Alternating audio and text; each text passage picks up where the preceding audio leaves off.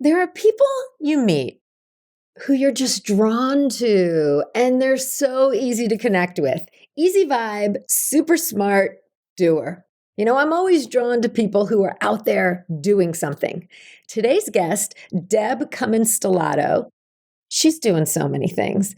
She's a life and leadership coach for women in midlife. She's the creator of the Pivot Project, and she's the host of the Think Courageously podcast. And she's a Jersey girl. And that may have been what I sensed about her right off the bat. But today we're talking about pivots. They come in all sizes and they work on a continuum. And we're talking about courage. Deb shares her story with us, how courage came to be a pillar in her life and her business, and what she's learned from interviewing courageous women. The threads of characteristics that she brings up are really intriguing. So I'm sure you're going to see yourself in some of these. Stay tuned for my talk with Deb Cummins Stellato.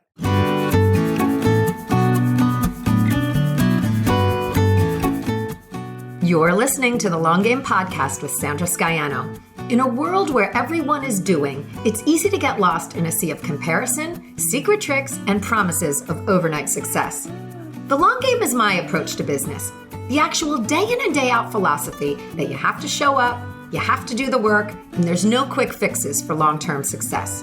I'm a web designer, digital strategist, and energetic thinker, and I'm here to share the process and lessons I experience with my clients daily who are going through the same struggles of building a business as you are. We'll hear from successful entrepreneurs sharing their long game strategies, and I'm fun, so we're going to have a little fun along the way too. Thanks for being here. Let's get to today's episode.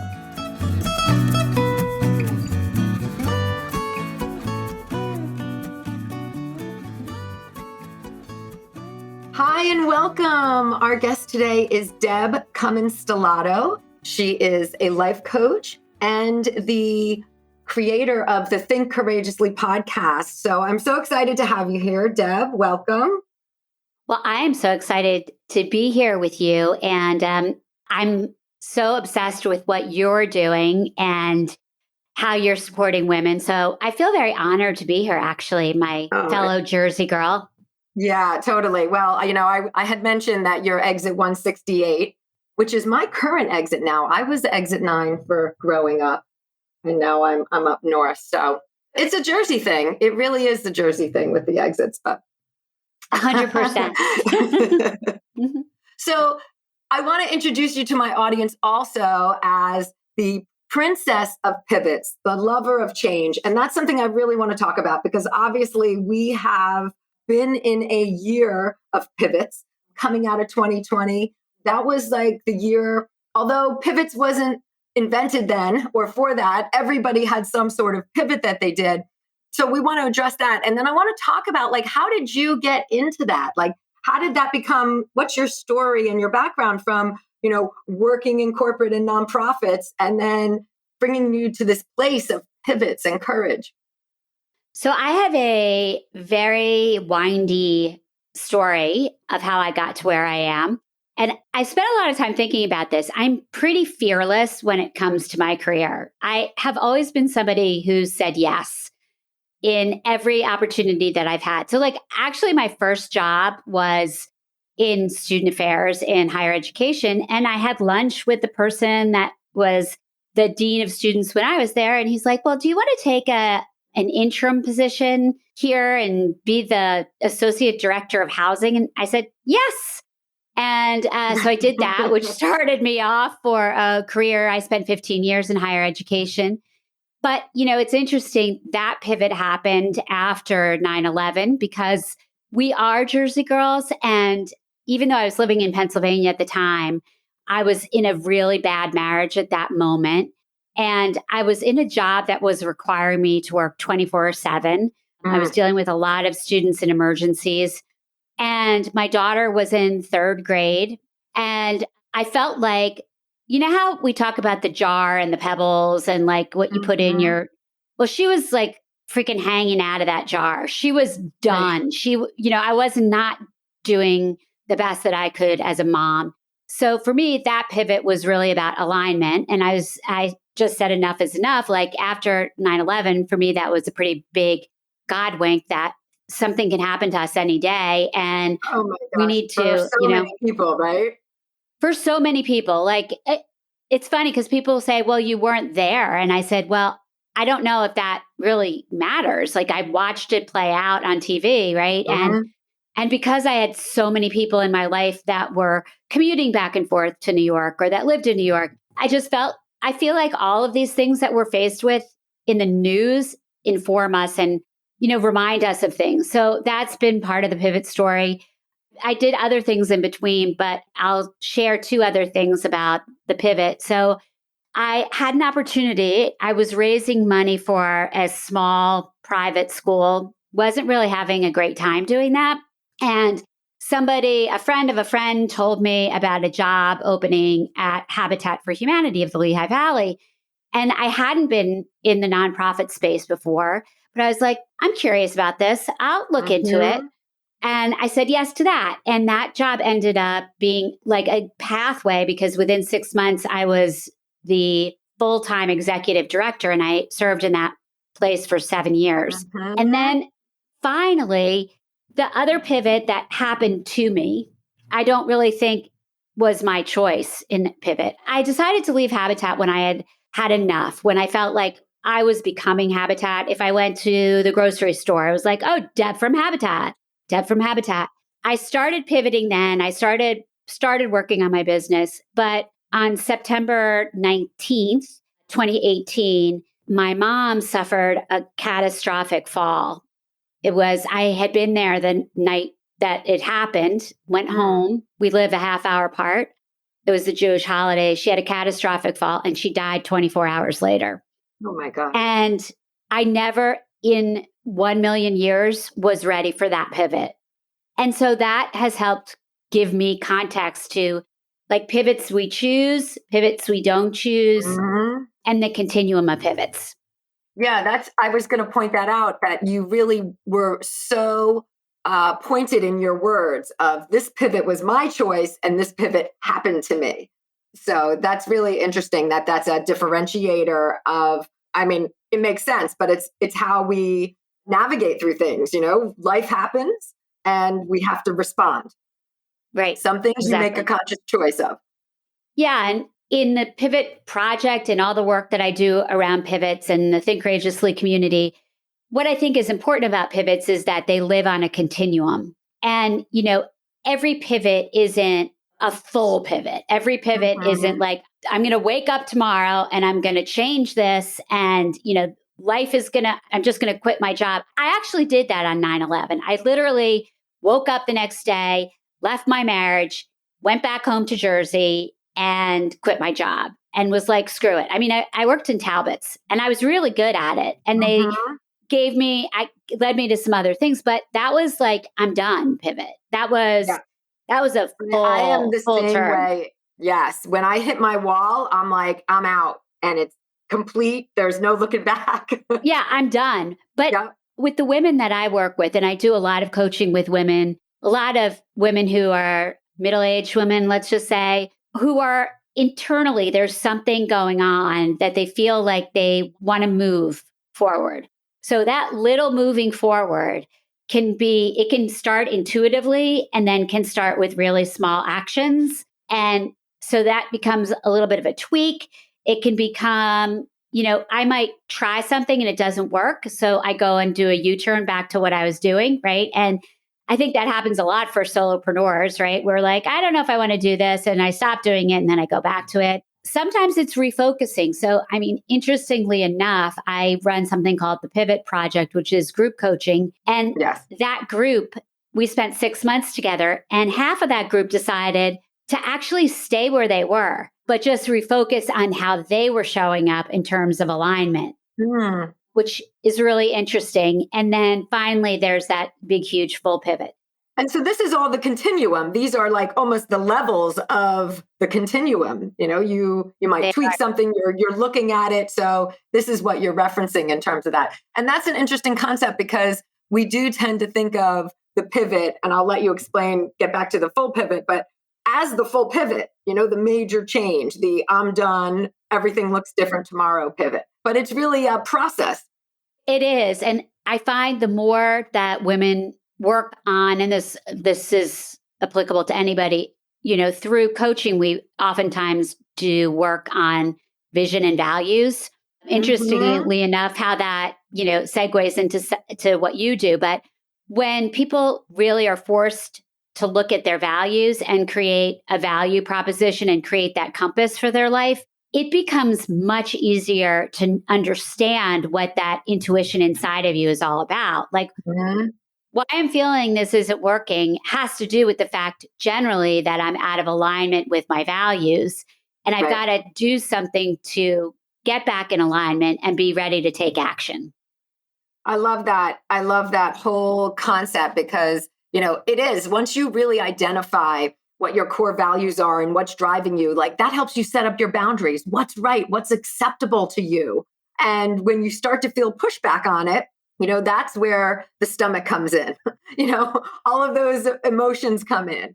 So that's something that we've been addressing a lot in this past year. I did a whole episode on boundaries because that was like a big realization for myself that like boundaries aren't just where you're kind of drawing the line in that they have a negative connotation. Actually, they're freeing. I think boundaries are about freedom because once you understand your own personal boundaries and what your core values are, you're able to act freely within them rather than be restricted. Yeah, I love that. I think it's such a challenge. And it's even more of a challenge now where we are because especially for entrepreneurs and solopreneurs, we might be spending so much more time alone at home, working on our Mhm. businesses. Everything gets blurred. What day of the week is it? I have no idea. I'm just, Right. my I'm day is just recording in like, my bedroom because my kids are home from school, right? Or homeschooling. exactly. Like, who thought, right? That in that Right. boundary, oh my God, so crazy. And it's also funny because I think that boundary is also, there's a piece of it that's finding your voice. And so, one of the things that Mhm. I see in the women that I work with is that regardless of where they're working or what they're doing, when they get clear about their vision and values, they're able to show up differently. And when you show up differently, you get exponentially different results. When you're mindful of Mhm. that and you're like, you know what, I got a choice in this game and I don't like the way that I've shown up. And so I'm going to choose a different way to show up. And then I'm going to see if I can get alignment. And I'm going to do that before I make a full pivot on something. It's kind of Mhm. like owning your own responsibility in a situation. And I think that also has the domino effect, right? Like when you get clear on that and you show up, then all the other pieces sort of fall into place. It feels good. You may get over that hurdle of like the uncomfortable, but then things start to fall into place because you're exactly where you're supposed to be, type of thing. Exactly. I love that concept. And I'm a big, everything, the universe is helping you. You're exactly where you're supposed to be, exactly what you're supposed to be experiencing. So let's talk a little bit. You mentioned your podcast, Think Courageously, and that work that you're doing. Like, how did pivots and courageous? Obviously, you need some courage to make a change and to look inward at yourself. So, why courageous as like your platform? Yeah, I shared a little bit of the story about my mom. Hmm. And I was actually, after she died, I had actually paid for it before she had died, but I had signed up to go through the coaching program, my coaching program. And as I was going through that process, something freed up in me. And it had to do a lot with my mom was really like my everything, Hmm. but she was also my biggest supporter. And I also did a lot of self editing around her. Yeah, Right. I'm sure people relate to that. Right. right. So, Completely.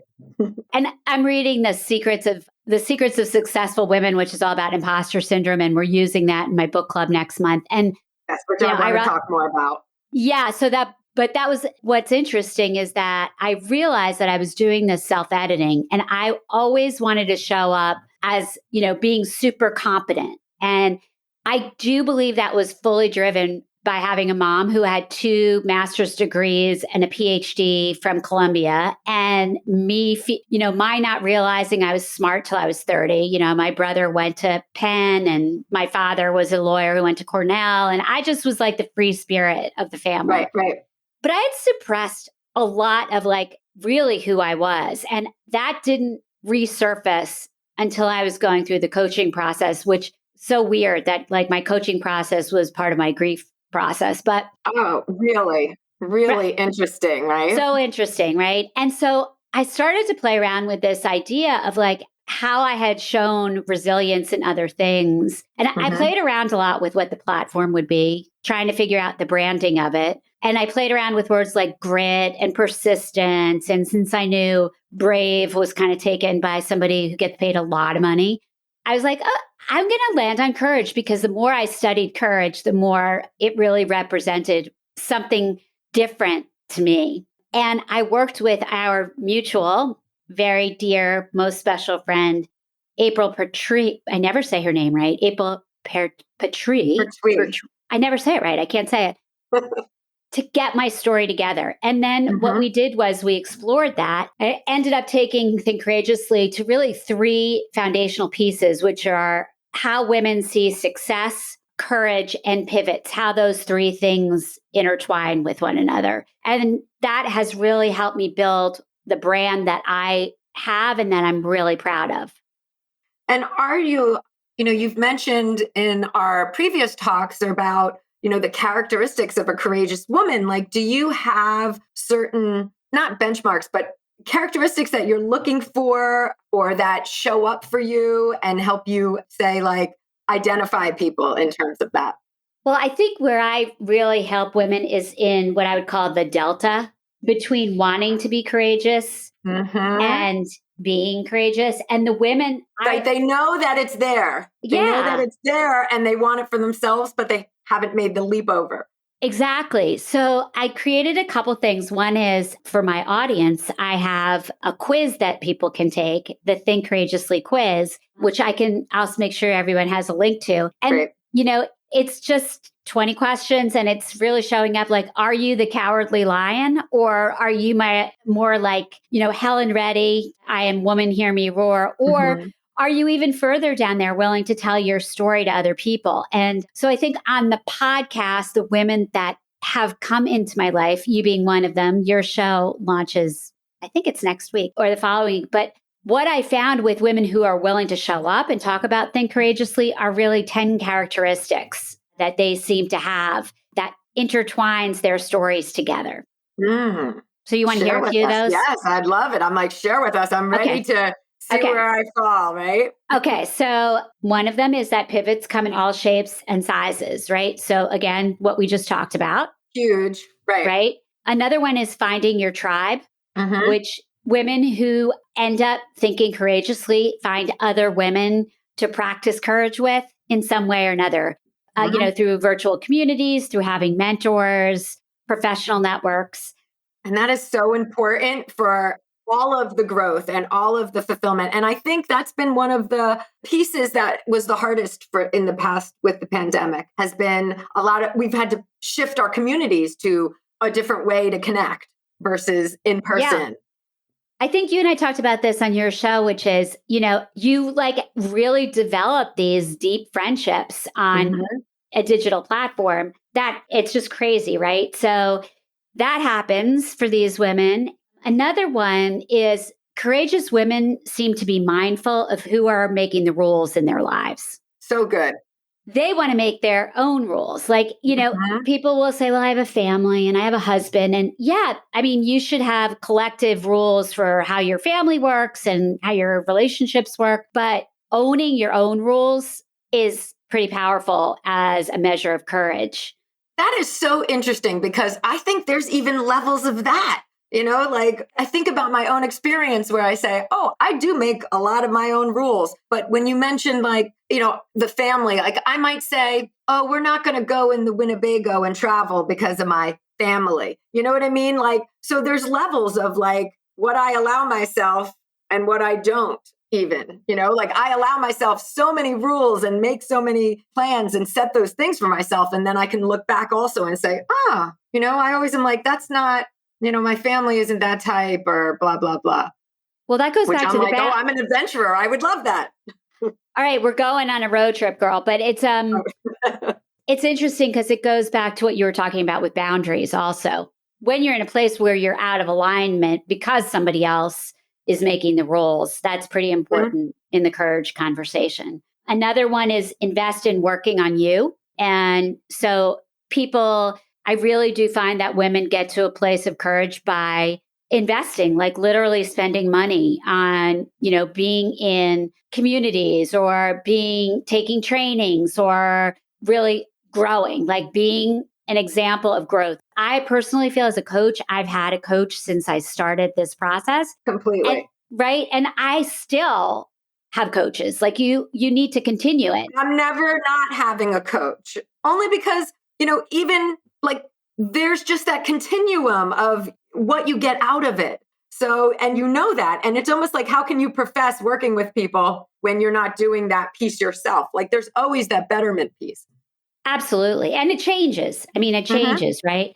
Another big one is practicing gratitude. So the women who I've met through my show are always just so grateful that they're grateful because they are where they're supposed to be, I think, first and foremost, but they're also really grateful for the people that supported them along the way. We talked a little bit about pivoting towards alignment through action. Another one is being resourceful. And one of the things that I see with these women and myself doing is like, we're pretty scrappy. Like we figure it out, right? I love the idea that so many of us are like, all right, I'll learn how to do this. It's kind of like your story about coding, how you decide to learn how to code. Like you figure it out, you work it through. You just sit down and you start. I mean, that's always the biggest piece. You just have to start taking that step or else you're never going to get there, if you never progress. 100%, 100%. This one I love, which is that authenticity is how you pay courage forward. I think that is so freeing, right? So I don't have it all together. Oh my God, I do not have my shit together all the time. Oh, I didn't mean to say that, but you're good. You're good. Okay, I just don't. And I'm okay showing up that way because I feel like to model thinking courageously and to support women thinking courageously, if I was just faking it, it would be a disaster and it wouldn't feel right for me and it wouldn't serve them. And it's about that energy and that energy exchange. Like when you are being authentic, like there is something exuding from you. There's an inspiration. I mean, that was a lesson. I love that you brought this point up because it's one that really sticks with me. It's a lesson that takes a little time to learn. I mean, maybe that comes more with age and the caring less about what people think or things like that. But, it's about just settling in and being okay with who you truly are, and just releasing all of that other stuff so that you can be inspirational. You can, people can take that energy from you and, that you're sharing, not just taking. So I think, for me, I love that you said that. It's also interesting because, I am certified in Brene Brown's work and she talks so much about vulnerability, right? And sharing stories. And we have been with April and Light Beamers, we practice a lot of that storytelling. But one of the things that I had to learn was being authentic wasn't necessarily doing like this full dump of everything that's ever happened to me. No. Right. That was like, I remember, and she'll tell you my first call with April, I was like, yeah, and that happened. And then I got divorced and then this happened and that. It's really like you are authentic and you share the pieces, I share regularly. I think that also helps. And at the right time, at the right time. Meaningful and they make sense completely. Yeah, exactly. The next one is eat an elephant one bite at a time. And I really learned that one. There's one of my shows is a woman who's literally been living with cancer for 30 years. And she's just a remarkable human. And the only way, she said, the only way that she's been able to deal with this and to be the incredibly creative human being that she is by eating the elephant one bite at a time. And I would say for every woman that I talk to around thinking courageously, it kind of ties to your long game concept, right? Like you can't, Completely. you can't just turn around and do it all. And one of the things I say to my clients all the time, and this goes back to why we also need communities. I mean, it ties into so much is we can't know it all. Like it's impossible to know about every tool as an entrepreneur or know this. And that's why these come togethers or listening to a podcast or being in a mastermind or just even having a group of friends that get together to share your experiences. You can't know it all, So that's the same idea of like eating an elephant one bite at a time, because you're taking that pressure off yourself of having to have all the answers all the time. And, with the elephant one bite at a time, you are working in steps. You're moving forward. You're progressing. Absolutely. And, right. We try, we fail, we get up, we try, we fail, we get up, the whole 9 yards. Yeah. I think the last one also is pretty huge, which is around, the final one, which really, really is loud for thinking courageously. It's the roar of the lion, S that I use, is really trusting your intuition. And women who think courageously, they trust their intuition. They listen to the universe. They don't dismiss those things that are happening in their lives that are giving them a clue about what they need to do. And again, I remember in your story, your story of what happened, you had to make that pivot that Friday that you went to work, but you also really trusted your intuition. And I think there are many women who are afraid of their intuition, that feel like that feeling of I'm out of control, or I don't have enough data points. I'm going to keep waiting till I get more. I'm going to wait till like I feel better, or I'm going to wait until this is over, or I'm going to wait until my daughter gets married, or I'm going to wait, blah, blah, blah, blah, blah. Well, because the intuition is forcing you to move into an area you're not comfortable with. It pushes you into the uncomfortable realm, 100%. Challenging you. Yeah, in every way. So it's not woo-woo, right? It's not woo-woo to talk about it. It's just like, pay attention. Pay attention to what's happening externally, and then really pay attention to what's happening internally. And that's on both sides, because a lot of times too, I want to just mention that when we talk about intuition, we'll say, oh, that the feeling of the pit of your stomach kind of thing. But I also, in that pay attention piece, want to say, it's the highs that you're getting. Like, I'm enjoying this. Like, there are times that I'm working and I'm like, I'm smiling, like I consciously realize like, I'm enjoying this, like those things are also the intuition and the clues and the physical piece that say, keep doing this type of stuff. Because when we have to look at our world and we're debating which way to go, and then we say, I don't know. Well, you do know, because what feels good also, not just what is saying, don't go that way.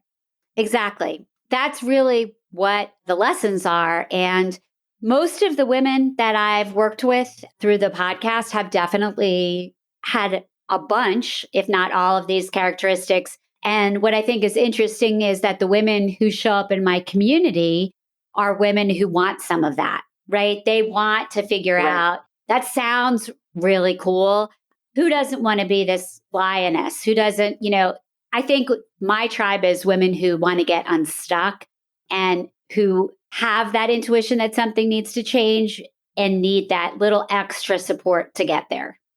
And it brings us right into another concept that you deal with, of redefining success. Like, what does the life you want look like? So many of us have walked away from the corporate ladder to create something on our own.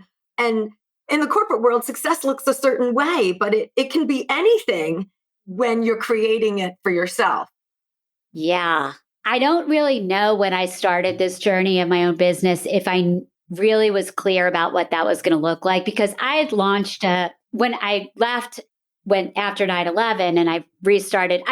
I started this consulting thing and I had no business plan. I had a lot of trusting my intuition and some things go right, but I wasn't mindful of it. And then I ended up going back to higher education and fundraising. But I think with my business now, I got pretty clear about it and I was able to set some goals. And yeah, I sort of been blown away. And part of it has been working and getting the support that I needed from coaching. Mhm. But, my goal when I started was, could I make as much money as I did when I left Habitat as a Yep, CEO? totally. And listen, that's not $1 billion, right? But No, but it's a benchmark, right? it's a benchmark. And last year in 2020, with the pandemic, my dad died 364 days after my mom. And then 6 months after, we go into lockdown. And I was like, oh shit, I cannot do this again. I do not have the energy to do it. But I Mhm. really started showing up, serving other people. And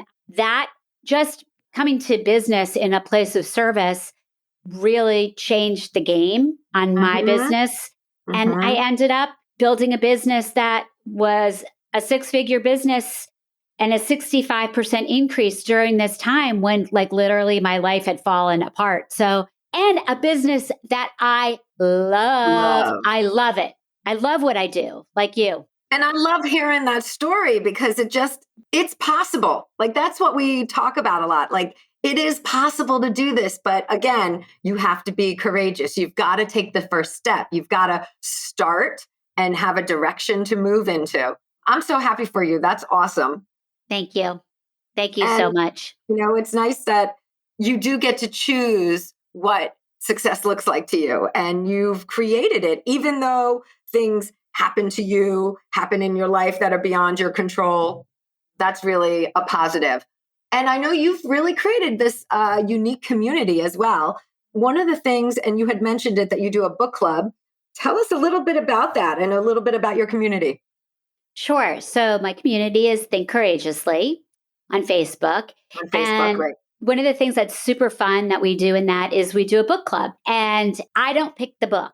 I have the women in my community suggest books to read, from the lens of thinking courageously. Like we're not talking about the writing, we're not talking about did I like it, did I not like it, but knowing the pillars of courage, success, and pivots, let's suggest books. So women suggest the books, then the whole community votes on the book, and then we read that book.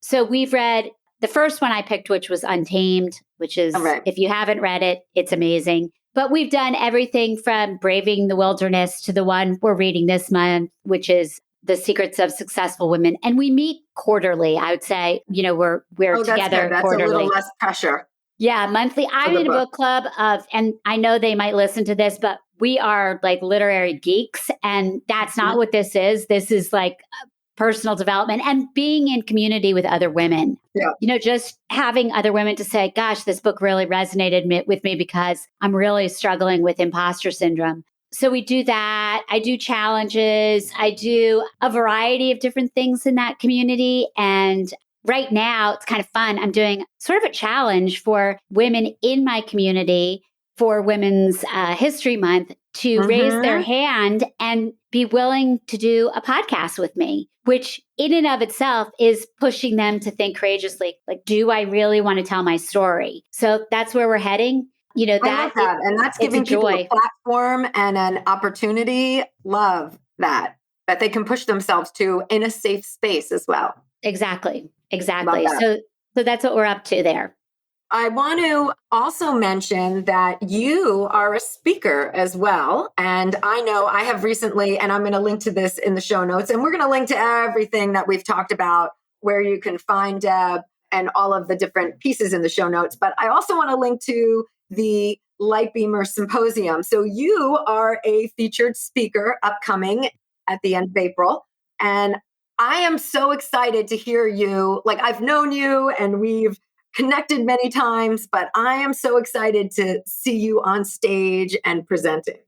I am so honored to be doing this and I'm smiling. You can't see me because my camera's Yeah. broken. I'm smiling ear to ear and I feel really, really honored. I mean, this community means so much to me. And so to be asked by April to do this is pretty thrilling. And I'm going to share with you and your audience that my big goal for 2021 is to do a TED Talk, and April knows Yes. this. So I'm hoping that this, thinking courageously and what we've learned about it is something I can turn into a TED Talk. So It is. Oh my gosh, I'm 100% in support of that. And I'm excited to see you because I know that you can, you're so authentic and there's an ease with you. And, I know we've talked about this before, how we were instantly attracted to each other just because of that ease. Yeah. So I think that is really going to translate well for you on stage. So I'm excited to see you and be a part of it. And for everyone listening, the Lightbeamer Storytelling Symposium will have a link. It's a day and a half of connecting, creating your story, stepping into your brave, listening to, there's the host, April, and then 3 speakers who will be speaking with their experience and their stories. And one of them is Deb. So we'll link to that and have, if anybody wants to join as well. Well, I just want to wrap up with that then and say thank you so much. This warmed me this morning and gave me so much to relate to and think about. And I think as well for the audience, just really ticking down those different characteristics of a courageous woman, those are things that we can implement and think about for ourselves. So I want to thank you so much for making the time to be here with me today. We're going to put all your information so people can connect with you and follow up in the show notes as well. So fun. Thank you so much for having me. It's just a joy to be with you. And yes, warm and cozy. Thank you so much, Sandra. Thank you. All right, everyone. We'll see you next week. Thanks for joining me today. You can access more info in the show notes at thelonggamepodcast.net. If today's show connected with you in some way, please share it with your friends or hop on iTunes and leave me a review. Until next time, keep playing the long game.